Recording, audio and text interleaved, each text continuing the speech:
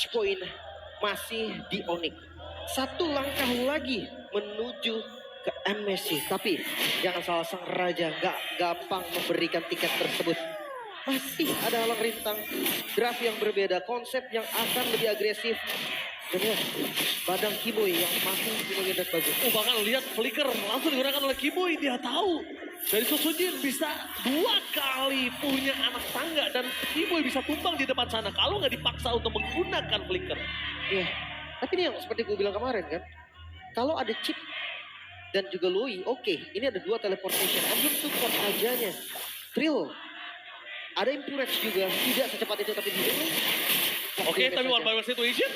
Mereka, Kairi, dia harus walkway. Dengan 2 teamfight yang berbeda membuat para pasukan dari tim Onyx juga nggak bisa melakukan cover. RRQ juga nggak bisa melakukan cover. Jadi bisa dibilang, kalau tadi Kairi memaksa Susujin sampai sekarat banget, itu berbahaya untuk Susujin sih. Tapi ini masih ada satu Lele! Jangan lupakan. Lele itu juga sakit di early game loh, Lim. Retribution oke, keluar dua-duanya. Terlambat. Tapi level 4 nih sekarang untuk Kairi. Gue penasaran, akankah ada gerakan awal, adakah serangan dari awal atau nunggu Sansia 4? Diversion di cancel lagi, gak boleh pulang sama Idok. Ya, Idok memang salah satu roamer bandel juga. Jujur, cukup menjadi roamer yang cukup mengerikan. Tapi Kairi sekarang dengan Ring of Order-nya, ini dengan Ring of Punishment-nya dia bisa untuk mendapatkan turtle dengan retribution kalau dia mau. Iya, ada damage yang lumayan besar ya. Apalagi setup. Oke, lihat di depan sana. Retribution berhasil didapatkan. Satu informasi, jangan lupakan. Masya pernah di tangan dari Lutfi. Dan satu hal, sekarang RRQ bisa fokus gak pecah belah antara Kairi dan juga Masya tersebut. Iya, karena Kairi akan bermain berempat, Masyanya kan main sendiri. Betul. Dan nanti Lutfi, dia bisa langsung ngambil karakter.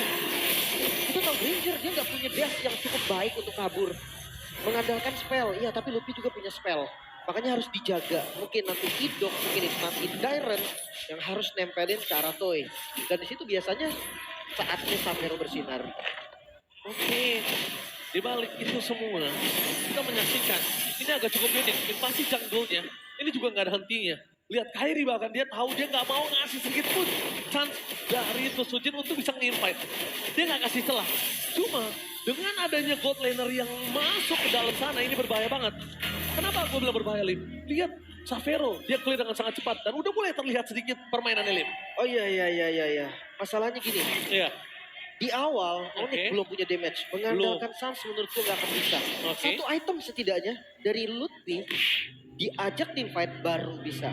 Nah, Luffy ini terlihatnya juga sedikit-sedikit gitu loh. Berbahaya, gak maksimal.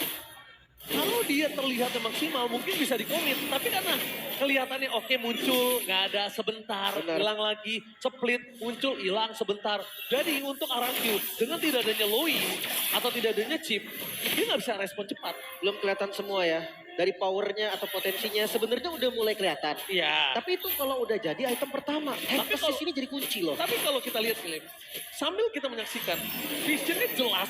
Kalau Lui-nya dapat, kalau Lui-nya nggak dapat vision, ini nggak jelas sama sekali. Oh Lele. Nah, connect. Dan hati-hati loh. Target dari diversion bisa jadi tidak ada initial trap-nya. Emphasis udah jadi. Tapi kondisi kali ini, walaupun kita melihat RRQ awal jalannya mulus, tapi beat to the late game jangan sampai dilupain, Lim. Itu dia diversion. Oke, langsung ada dispersion di belakang sana. Lutfi menuju ke arah Susujin. Di zoning out begitu saja. Tapi nampaknya Kiboy hampir termakan. Para pasukan dari tim RRQ mendapatkan Lutfi. Dan bahkan Lutfi melakukan distraction dengan sangat manis. Tapi sedikit sayang. Retribution Kairi. What a steal. Turtle from Kairi. Sebenarnya yang setup Onyx juga loh. Dan distraction dari Lutfi tadi gak sempet ternyata membeli waktu sampai Turtle diamankan dan Savero. Balikin kadang. Ya, bisa kita lihat buying time yang diberikan lama. Tapi cuma cukup sebentar waktu mereka mendapatkan turtle, nggak bisa panjang. Iya. Karena Lutfi-nya juga nggak tahan lama sebenarnya. Dia 1 bar XP langsung hilang. 2 bar. Dan tadi sampai spellnya loh yang dibuka. Flickernya udah nggak ada. Ya walaupun positifnya memang turtle untuk Onyx. Tapi meskipun begitu, lihat di depan sana. Toy bakal dipasang Kiboy. Flicker for defensive masih berhasil diselamatkan. Membuat Toy tidak bisa ditumpahkan. Tapi jangan lupakan kayak ini menjadi penjahat. Hilang sekejap. No Flicker dan Kyrie. Demon Judgment. Satu hukuman yang berhasil dimiliki dari seorang Kyrie terhadap Toy. Membuat Toy tertunduk lemas tak berdaya. Tapi di sisi lain ada Lutfi juga yang tumbang nih. Continuous damage yang pasti. Sun Sujin bisa menumbangkan darah Lutfi yang begitu banyak. 3 bar HP. Bersama dengan Dairon. Tsunami Slam Commit. Ternyata perhitungannya matang. Satu tukar satu. Walaupun ya kalau ngomongin rugi lebih rugi RRQ. Karena yang hilang Toy. Iya, tapi melihat dari Lutfi memang bukan di early game, powernya di arah metode late game, dia cuma cukup jadi ini doang, cannonball. Udah dia cukup boom, meledak sekali, lanjut atau enggak, yang penting targetnya tumbang. Iya, iya. That's it. Tuker ya. Even dia tumbang setelah itu pun gak masalah. Nggak masalah, emang itu tugasnya. Cannonball, satu kali tembakan yang penting meledak, pastikan dapat 1 poin. Ya tinggal targetingnya aja nih. Entah Toy, entah Sun Sujin. Menurut gue dua-duanya ini bisa banget untuk ditarget. Malah menurut gua, kalau Dairon muncul depan hidungnya aja bisa dikomit. Tapi agak berat sih jujur Dairon. Dia experience, dia punya level yang cukup sebenarnya untuk grow. Tapi dari era mid lane, jujur dari keduanya sama-sama nggak punya high ground ya. Seperti yang tadi game sebelumnya juga. Mereka mengandalkan team fight, mereka mengandalkan initiate. Dan Kaja dari Kyrie masih belum terlihat untuk defense-nya yang sempurna. Oke, tapi nampaknya depan sana langsung coba dipasang dengan Tsunami Slam. Tapi ternyata Sun Sujin dengan Kimo yang terlalu lembut di depan sana berhasil ditumbangkan oleh para pasukan dari tim RRQ. Pertukaran bahkan kali ini tidak terjadi. Turtle di tangan dari tim RRQ, 1100 gold difference. Ini menandakan dari Cannonball mereka belum siap dirakit. Meriam mereka belum siap. Oke. Tapi gini, kalau misalkan masuk di mid game, justru power dari RRQ ini akan lebih menurun. Karena dari Onyxnya akan meningkat. Damage dari Lutfi yang udah punya item, damage dari Savera yang udah punya item. Sekarang Dairon mau ada item atau enggak, dampaknya akan berbeda ketika pick off aja. Toy dan juga Sun Sujin, damage dealer mereka yang harusnya 2 item tuh udah bisa online. Oke, tapi kita bakal menyaksikan di mana map control jujur Onyx masih pegang kendali. Sekalipun kondisinya Onyx kalah 800 atau 1000 gold, map control mereka cukup baik. Tapi lihat RRQ, gue senang banget sih sama trap yang ditaruh oleh Rince. Itu seakan-akan memang ngebuka dan ngedeteksi, tapi Savero. Oke, Savero terlihat dan dikomit begitu saja. Avatar dia berhasil dapatkan, tapi lelenya gagal. Informasi yang sangat mahal, no revive for this time. Ya terlalu jauh sih tadi. Sebenarnya mau di backup juga, tapi nggak bisa yang terlalu komit. Apalagi lihat dari Lutfi yang masih belum mau join. Ke arah Blade of Despair ya untuk item kedua sangat cocok sih. Kyrie, Thunderbelt, dan di sisi lain Tsunami Slam, tanpa ada komit, mereka tidak bisa mendapatkan apapun. Tapi kalau di komit, sekalipun Kibo yang paling keras itu bisa dimakan. Nah, meskipun dengan ada Kibo yang mereka dapatkan, selama kondisinya mereka tidak memiliki map control, objektif netral pun gak bisa mereka komit, Lip. ya. Itu akan terjadi untuk kesekian kalinya backdoor. Apalagi mereka punya Lutfi, Onyx. Benar. Sementara sekarang lihat David Surprise! Di depan mata dari Ido. Untuk membuktikan kalau bukan berarti tidak ada charge di mid, bukan berarti tidak bisa di defense. Dia bisa datang kapanpun. itu hanya motong travel time aja loh. Jadi belum kelihatan sampai saat ini untuk diversion yang agresif. Masih belum terlihat itu untuk pick off diversionnya. Mereka bisa lempar Lutfi mungkin. Kalau memang kurang mungkin bawa bareng sama Kyrie-nya. Kyrie datang dari belakang, nge-damage langsung itu mungkin bisa jadi opsi. Tapi sekarang Lord yang muncul, RRQ, mereka pegang kendali 1000 gold. Diamankan, masih bisa dikontes. Dari level tapi Kyrie beda 2 dan diversionnya kelihatan. Oke, tapi lihat kali ini perpasukan dari tim Onyx. Mereka bakal coba melakukan setup. Darat! Tsunami Slam dengan Purify berhasil mendapatkan salah satu dari perpasukan dari tim RRQ. Di fight all komit. Menuju ke belakang Toy. Deliver damage berbanding balik dengan Savero. Lele menjaga seorang Kyrie dan hilang begitu saja. Terkena Sky Beast membuat Kyrie terpikir. Bahkan Toy free hit. Double kill. Looking for triple kill. Yang membuat perpasukan dari tim RRQ dan juga Onyx kehilangan 2 jungler menandakan objektif masih berdiri tegak gagah menantang. Hati-hati Savero, damage dari Toy yang sangat terasa mid-nya berhasil dibongkar Onyx. Mereka kembali ada di posisi yang terancam.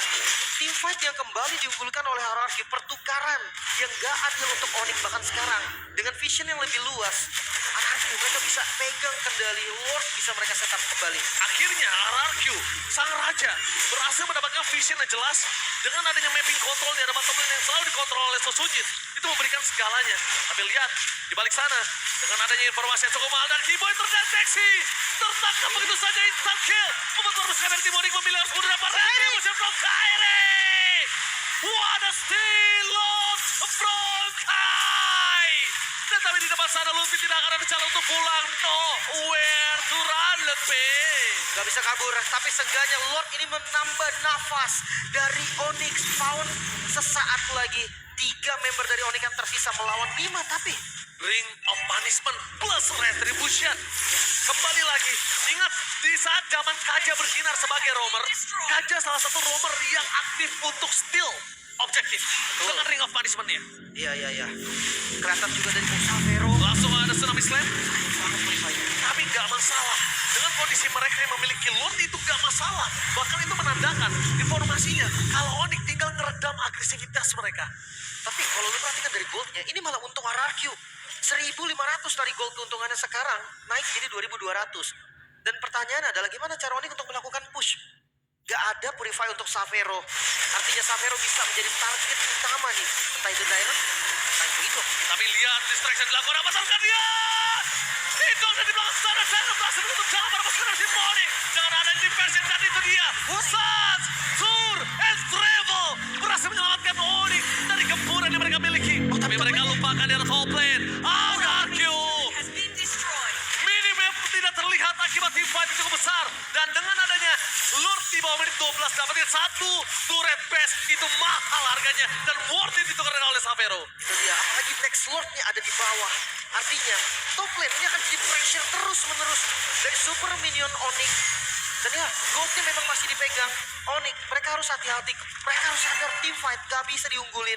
Malefic Roar udah jadi, crossing ternyata.